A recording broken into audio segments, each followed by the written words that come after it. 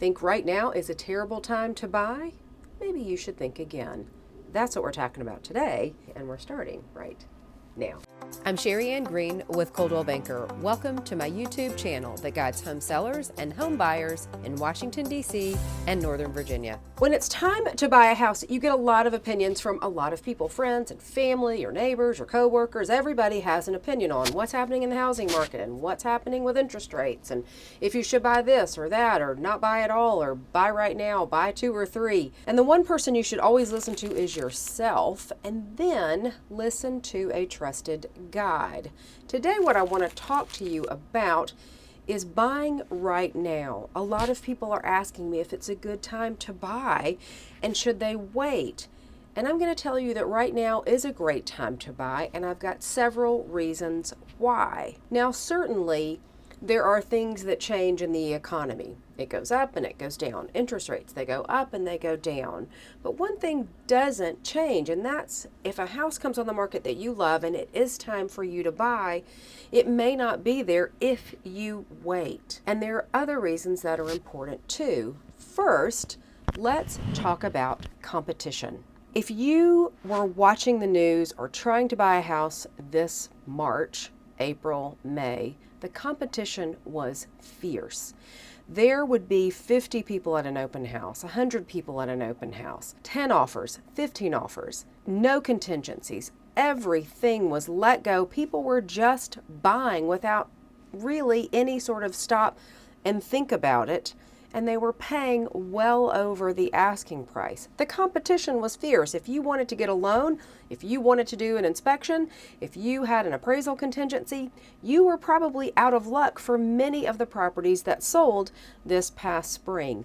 That competition has decreased. A lot of people have decided to wait, and for those who don't, the opportunities can certainly come to fruition. So the next point and why it's a good time to buy is just what I mentioned a minute ago, and that's contingencies. When the frenzy earlier this year was happening and all of last year, you really couldn't get away with a contingency. You couldn't do a home inspection under contract. You really couldn't have a finance contingency. You really couldn't have an appraisal contingency. And if you did and somebody else had your price or even just lower, the seller took the sure thing, and they didn't want to wait to see if your contingencies cleared. They wanted to know somebody could close, and they weren't going to give them any hassle from here to the finish line. So now, with less competition comes more ability as a buyer to add in contingencies onto your offer.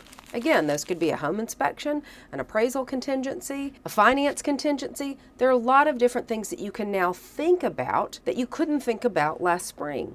I've even seen people try to and be successful at writing in a home sale contingency, meaning I have to sell this home in order to buy yours.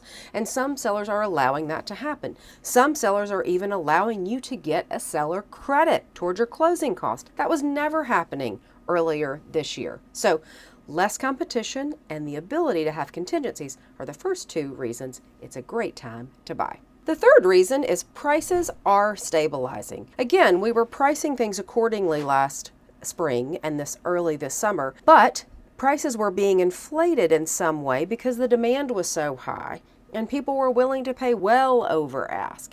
And now with less competition, there aren't as many people who are out shopping that will bid up the house that you are interested in. Are multiple offers completely over? No, they're not. And everything that I say is a caveat.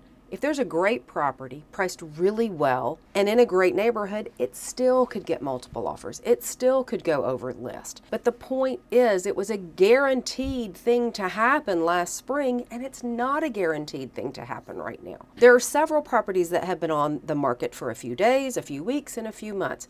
And because of that, sellers have started to lower their pricing.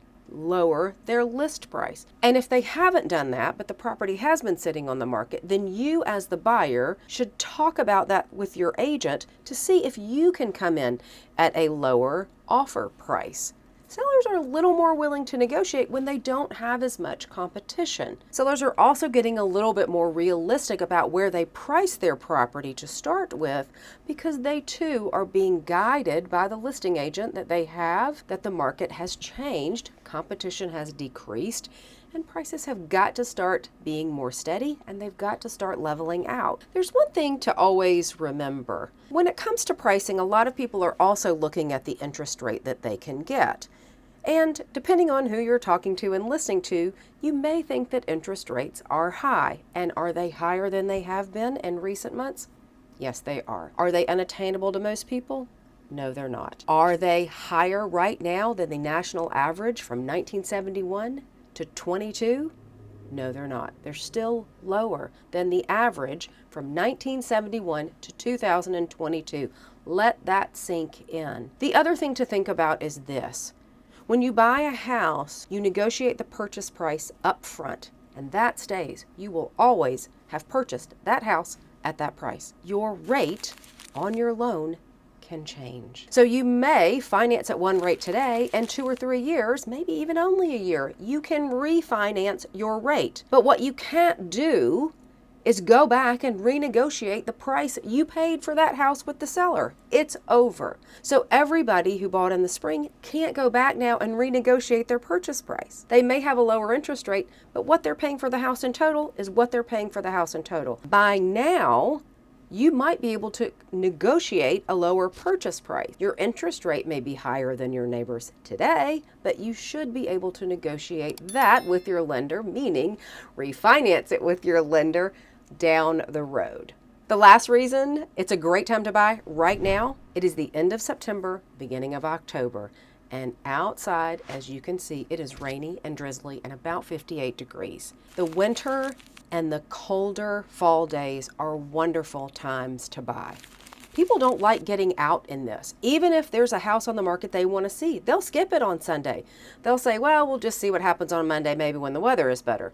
You go out on the day that it's pouring down rain, you write a great offer, you could be the winning offer. So bad weather leaves some people at home and leaves a great opportunity for you to get the house you want. Are you thinking about buying? And do these 4 points help you realize why now is a really good time to buy? I'd love to know. Leave me a note in the comments. Tell me what you're thinking. And while you're here, don't forget to watch this video next. I think you'll find it helpful.